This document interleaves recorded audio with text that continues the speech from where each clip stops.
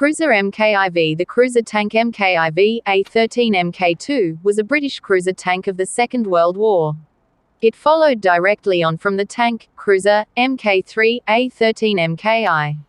The first MKIVs were MKIIs with extra armor fitted to the turret. Later MKIVAs were built with the complete extra armor. The tank was used in France in 1940 and in the early part of the war in North Africa, before being withdrawn from service.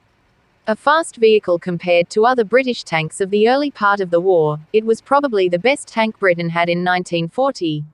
In total, 955 of these tanks were built. Design and development. Edit. Britain became interested in fast tanks after observing the Soviet BT tanks during the 1936 Red Army maneuvers.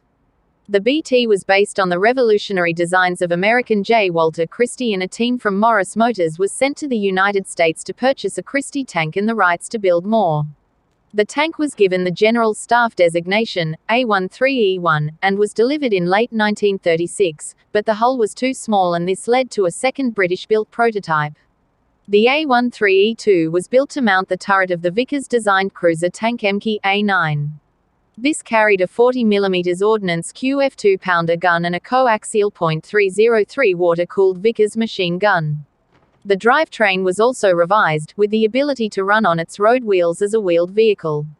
Better tracks were used, with rear-mounted drive sprockets, and in trials, over 40 miles per hour, 64 kilometers per hour, was attained on them, but later the speed was governed down to 30 miles per hour, 48 kilometers per hour.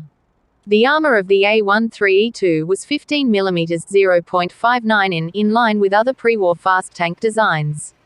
The A13E3 was the final trials model, which led to the production tank, A13 Mk, cruiser tank Mk3, which entered production in 1939 at Nuffield Mechanization and Aero Limited, a munitions subsidiary within the Nuffield organization. An order for 65 tanks was placed and at least 30 tanks completed when the War Office decided to build a new model with thicker armor. The A13 Mi, cruiser tank MKIV, had a maximum armor thickness of 30mm 1.2 in, and faceted armor was mounted on the original turret sides and rear. This gave the tank a far more modern appearance. Some Mk3 tanks were rebuilt to MKIV standard while at the factory. The .303 Vickers machine gun gave constant trouble and was replaced by the 7.92mm BESA machine gun. All British tanks were to have their designs modified to mount the new weapon from early 1940. This led to the main production version, the A13 MIA, cruiser tank MIVA. A few examples were sent with the BEF to France, along with most of the earlier A13s. It is not known how many A13 MIVA tanks were built, the numbers depending on the source. Between the Cruiser Mark III and Cruiser Mark IV, 665 had been built when production ended in 1941. English Electric, Leyland and LMS Railway were also involved in A13 production.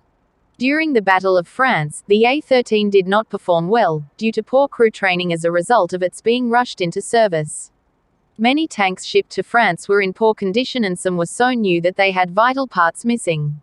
The A13 performed much better in the deserts of North Africa and coped with the conditions better than some other designs. It was fast, adequately armed and armored against Italian and German tanks.